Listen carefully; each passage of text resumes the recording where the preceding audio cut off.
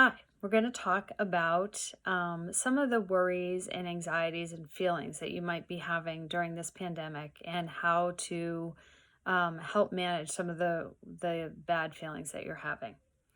So first, I want to acknowledge for teenagers is that this is extremely difficult for you, and I get it. You are missing so much of what is supposed to be happening in the spring for you. You are missing academics. You're missing seeing your friends.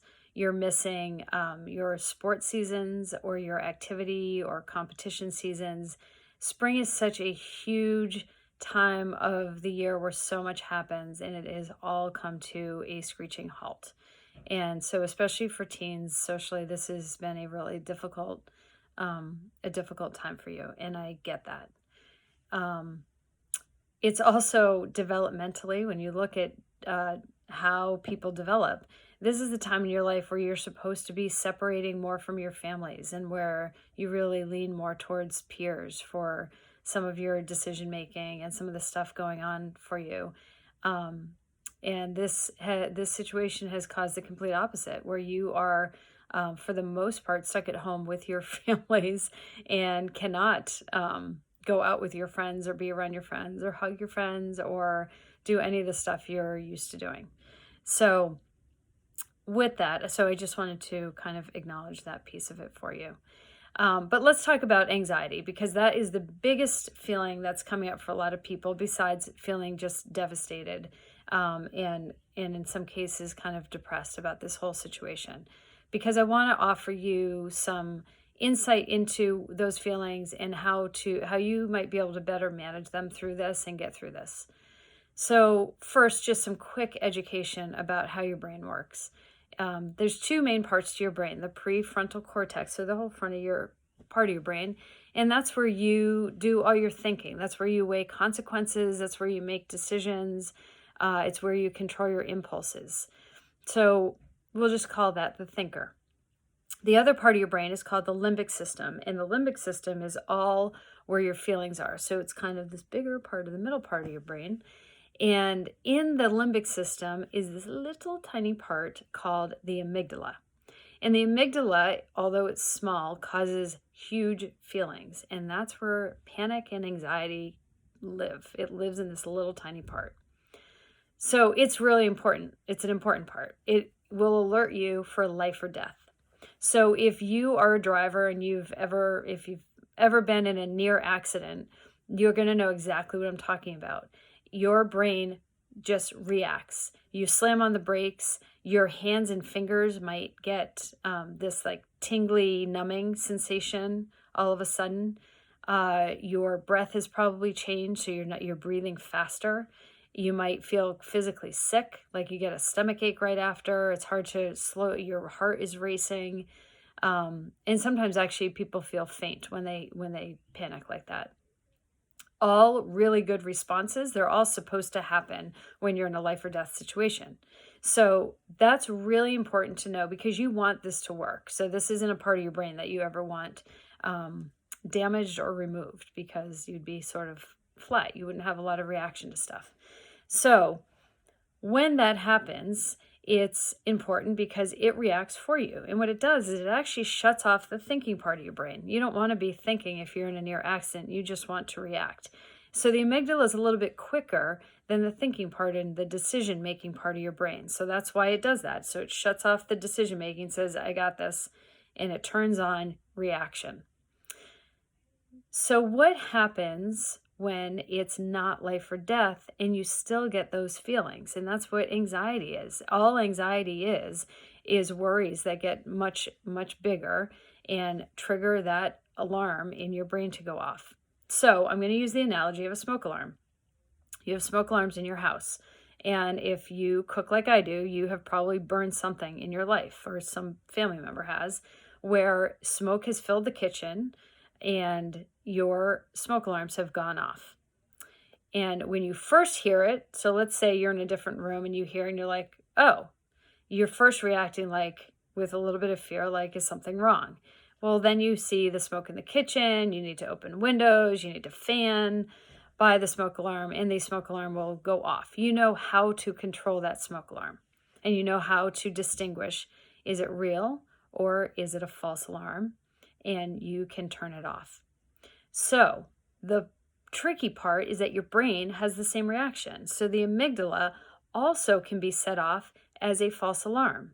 And it's a little bit harder to distinguish if is that just some smoke because we burned something, or is that real? And it gets hard to distinguish that sometimes.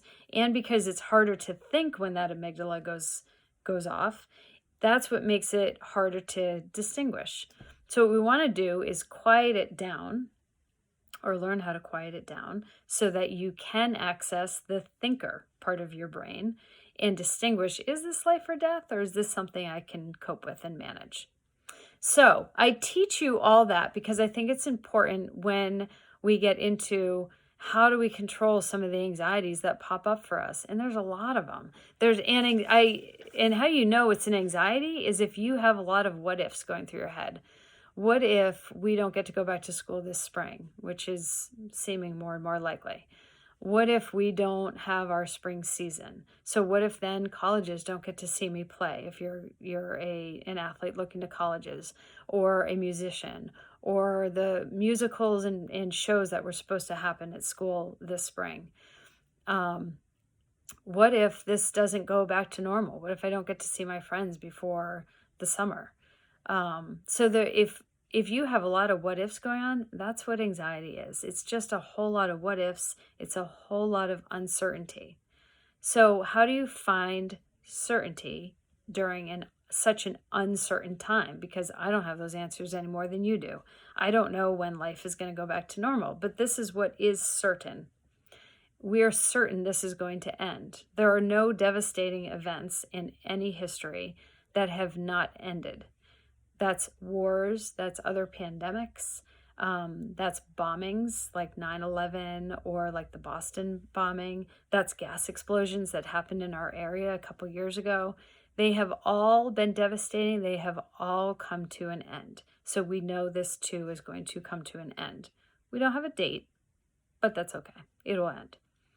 Our feelings are also something that are always moving and changing. So if you feel devastated today, also know this feeling isn't going to last. And that's hard when you're feeling devastated, or you're feeling really sad or depressed or really anxious. It's hard to tell yourself, well, this feeling isn't going to last, but because right now it feels pretty terrible. But keep telling yourself, okay, this feels terrible now. I'm going to make myself feel better right now. And I know that this is going to change. So there's a lot of ways to make yourself feel better when you're feeling anxious or really sad about the situation. But the first thing is to know that you have that feeling and be okay with it. The more you bottle up feelings, the more they actually hurt you. So think of it like a Coke bottle. So if you put your thumb over a Coke bottle and you shake it, and all that carbonation is going on in there and moving around in there, well, it needs to go somewhere. So if you shake it, take your thumb off, it's going to kind of explode. If you ease your thumb off, then it can come out and kind of settle down and feel normal. If you keep your thumb there the whole time, it's just going to keep stirring up, and eventually just go flat. And again, that's what our feelings do. You either need to let them out, try not to have it be in an explosive way. Sometimes that happens. But you need to let them out, and sometimes just little by little. And if that means you go have a good cry because this is really depressing, go for it, because it sometimes is. Or if you sometimes just get outside on a sunny day like it is today and you get to go for a walk, then great. That will actually it will make you feel better. Getting fresh air and getting some exercise in always, always, always makes you feel better. And the reason for that is because it releases these different hormones in your brain, and these endorphins that actually give you energy and give you good feelings. So you want that. You can go play with your pets. There's so many different things to do that can kind of ease that. But the biggest thing is learning how to control your breathing when you start to panic or feel anxiety or sadness. Control your breathing so that you can access the thinking part of your brain, and being able to talk yourself through this is going to be the important piece to this. to the next video is actually going to be, so what do we do and how do we cope? And what does that mean to breathe through it?